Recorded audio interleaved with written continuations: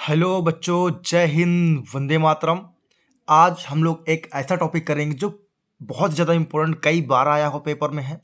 अंतर होगा, यदि कोई बच्चा पहली बार हो तो वीडियो लाइक करे, चैनल को सब्सक्राइब करे और जल्दी से हमारे परिवार का मेंबर बन जाए। और जो क्वेश्चन बताया जाएगा वो 100% पेपर में आएगा। आप रिकॉर्ड उठा के देख लीजिएगा, 2 4 10 साल का। ठीक है, चलिए। तो आज का पहला क्वेश्चन बच्चों है, ग्लूकोज व सुक्रोज में अंतर। ठीक है, तो हम कैसे करेंगे, एक तरफ परीक्षण लिखेंगे, एक तरफ ग्लूकोज लिखेंगे, एक तरफ सुक्रोज लिखेंगे। ठीक है, तो परीक्षण में नंबर एक हो प्रकृति, इसका नेचर क्या है। तो ग्लूकोज के तरफ मोनोसेकेराइड होता है, मतलब एक सेकेराइड होता है, और सुक्रोज में क्या होता है बच्चों, 2 सेकेराइड होता है। ठीक है, फिर दूसरा क्या होगा, इसका गलनांक या मेल्टिंग पॉइंट क्या होता है, 419 केल्विन होता है, इसका 458 केल्विन होता है, मतलब ये ज़्यादा ताप लेता है।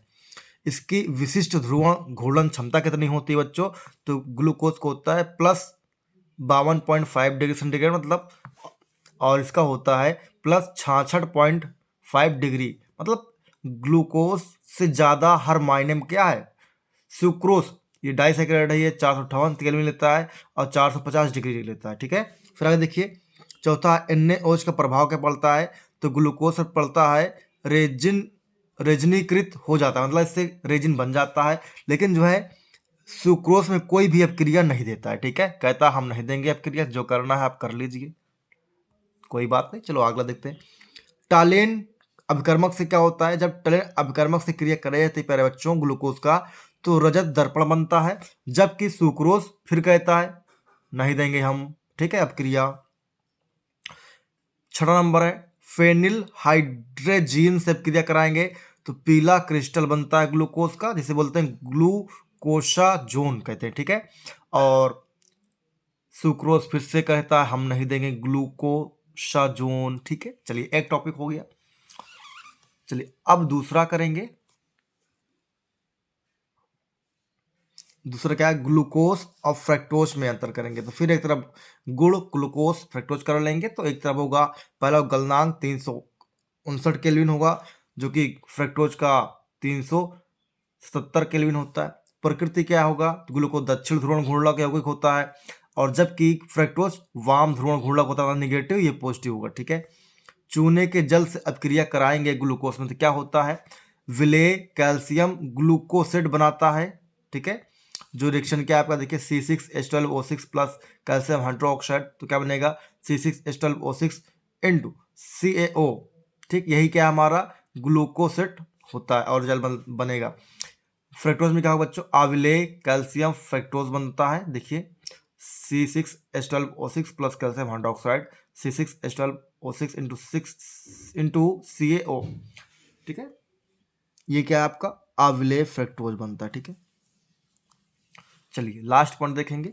चौथा, ब्रोमीन जल से क्रिया कराएंगे ग्लूकोज को, तो क्या होगा, ब्रोमीन जल से जब क्रिया कराएंगे तो ऑक्सीकृत होकर ग्लूकोनिक अम्ल देता है। रिएक्शन देखिए, CHO CH4 4 बार होगा और CH2OH और ऑक्सीजन होगा, तो बनाएगा क्या, देखिए COOH CHOH का होल टेट्रा और CH2OH, यह आपका ग्लूकोनिक अम्ल होता है और ये कोई भी अभिक्रिया नहीं देता है। ठीक है, चलिए नेक्स्ट टॉपिक देखेंगे।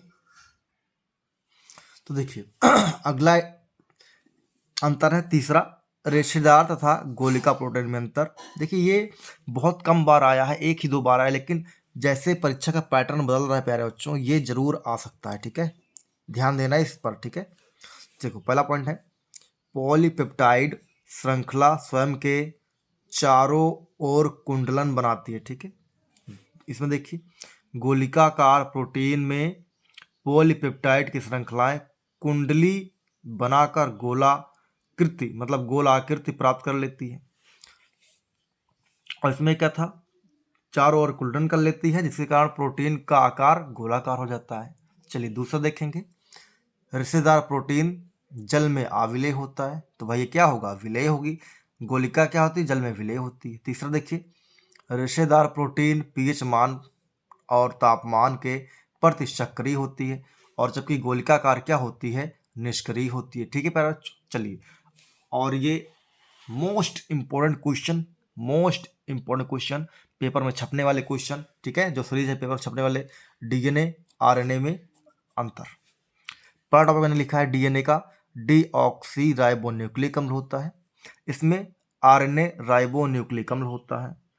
फिर दूसरा है डीएनए कोशिका नाभिक में गुणसूत्रों में पाया जाता है, ठीक है, और आरएनए कोशिका के कोशिका द्रव्य में पाया जाता है।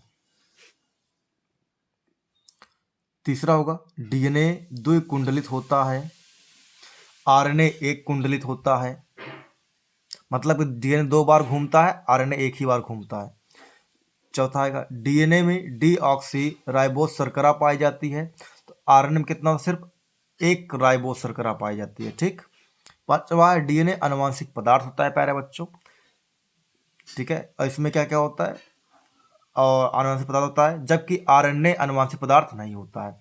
छठा नंबर है डीएनए में एडेनिन, ग्वानिन, साइटोसिन, थाइमिन नाइट्रोजनी क्षारक पाए जाते हैं, जबकि आरएनए में एडेनिन, ग्वानिन, साइटोसिन और यूरेसिल नाइट्रोजनी क्षारक पाए जाते हैं, ठीक है। नेक्स्ट देखिए सातवां, डीएनए आनुवांशिक गुणों को नियंत्रित करता है, प्रोटीन मतलब आरएनए क्या करता है, प्रोटीन संश्लेषण का नियंत्रण करता है। आठवां है डीएनए प्रतिकरण गुणधर्म दर्शाता है, आरएनए प्रतिकरण गुणधर्म नहीं दर्शाता है। तो चलिए आगे देखते हैं कोई क्वेश्चन है या फिर कल के लिए।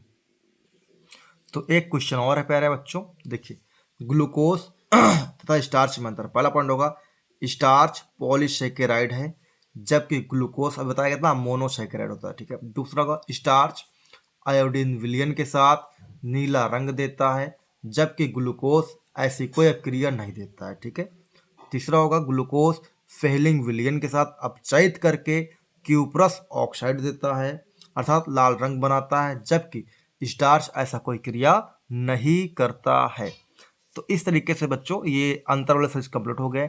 यदि कोई बच्चा तक देखा और पहली बार हो तो ज़रूर हमारे चैनल को आप सब्सक्राइब करिए। इसमें आपको वो क्वेश्चन बताए जा रहे हैं जो निश्चित ही परीक्षा में आएंगे। आप खुद ही देख लीजिएगा परीक्षा देते वक्त कि सर ने क्या बोला था, आया कि नहीं आया, ठीक है। आप खुद मैसेज करके बताना सर क्वेश्चन आए थे कि नहीं, आपने जो कहा था पेपर में छपने वाले हैं, ठीक है। तो मिलते हैं नेक्स्ट वीडियो में बच्चों। जय हिंद, वंदे मातरम।